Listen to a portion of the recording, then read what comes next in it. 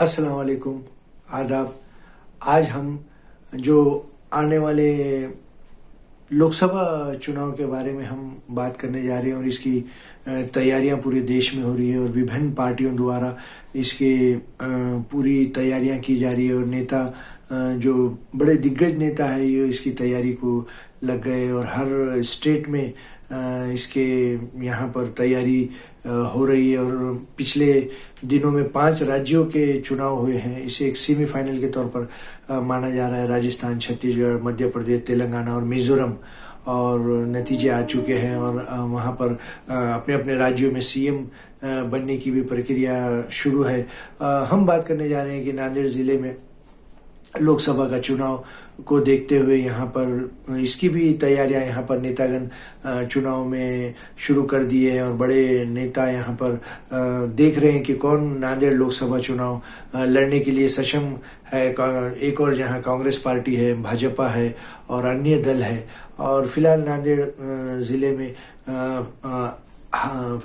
लोकसभा चुनाव में यहाँ पर भाजपा के प्रताप पाटिल चिखलीकर सांसद है और उन्होंने माजी मुख्यमंत्री अशोक राव चौहान को लगभग 1.5 लाख वोटों से हराया था और वंचित बहुजन आघाड़ी यहाँ पर एक अहम भूमिका निभाई थी और उन्होंने 1.5 लाख के करीब वोट लिए थे। इसके उम्मीदवार यशपाल भिंगे ने और माजी मुख्यमंत्री अशोक राव चौहान का यहाँ पर पराभव हुआ था और भाजपा के प्रताप पाटिल चिखलीकर यहाँ पर चुनकर आए थे।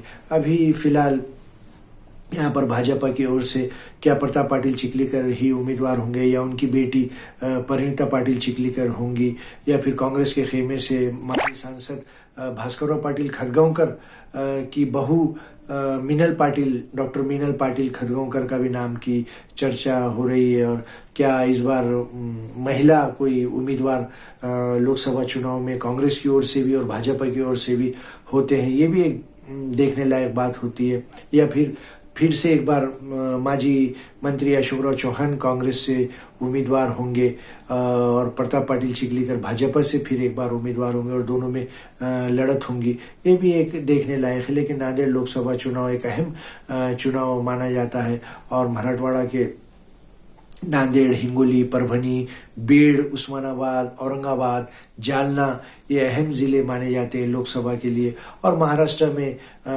48 सीट्स लोकसभा की आती है और फिलहाल यहाँ पर भाजपा और शिंदे गढ़ और अजित पवार गढ़ की यहाँ पर राज्य में यहाँ पर सत्ता है। और अब देखने लायक होगा कि भाजपा के खेमे में कितने सीट आती हैं और शिंदेगढ़ और अजित पवार गढ़ को कितने सीट देते हैं लोकसभा के।